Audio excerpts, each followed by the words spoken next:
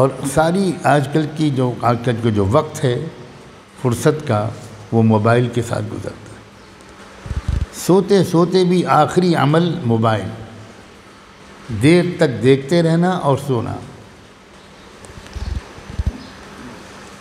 اس کے نقصانات کو میں کیسے سمجھاؤں کہ دماغ میں اترے بات۔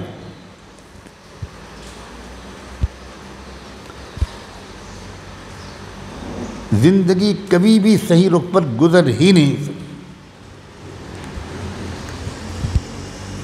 سوتے وقت کے جو خیالات ہوتے ہیں وہ انسان کی سیرت پر، کردار پر بہت زبردست اثر ڈالتے ہیں۔ اس وقت کے جو خیالات ہیں، اب ایک وہ شخص ہے جو سوتے وقت اپنی پچھلی دن بھر کی زندگی کو سوچتا ہے، کوئی نیک کام یاد آتا ہے جو اس نے دن میں کیا ہو تو اللہ تعالیٰ سے کا اس پر شکر ادا کرتا ہے، توفیق پر شکر ادا کرتا ہے، قبولیت کی دعا مانگتا ہے۔ دن بھر کی غلطیوں کو یاد کر کے شرمندہ ہوتا ہے، معافی مانگتا ہے اللہ سے،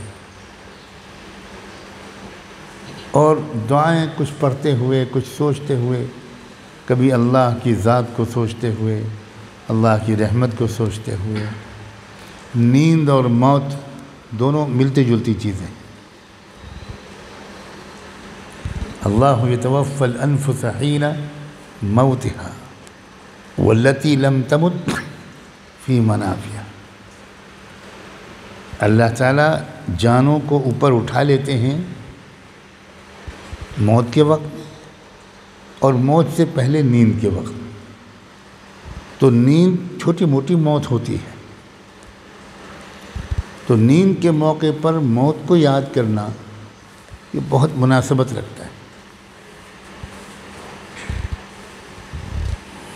اسی لیے جاگنے کے وقت کی دعا، اللہم الحمدللہ الذی احیانا بعد ما اماتنا۔ پھر وہی موت، اللہ تمام تعریف اللہ کی ہے جس نے مجھے موت دی پھر زندگی دے دی۔ تو نیند کو موت ہی سمجھتا ہے وہ بندہ۔ تو ان خیالات کے ساتھ جب نیند کی وادی میں کوئی داخل ہوتا ہے تو پوری رات عبادت کا نور دماغ کو ملتا رہتا ہے۔ اس جملے پر جھوم جانا چاہیے۔ آپ لوگ بیٹھے ہیں مرداروں کی طرح، پوری رات عبادت کا نور، معمولی بات ہے۔ اب جو انسان 60 سال کی زندگی میں پوری رات اس کی دماغ میں عبادت کا نور آئے گا، دل میں کیا کیفیت بھری ہوتی، اور کن واہیات خیالوں کے ساتھ آج لوگ سوتے ہیں۔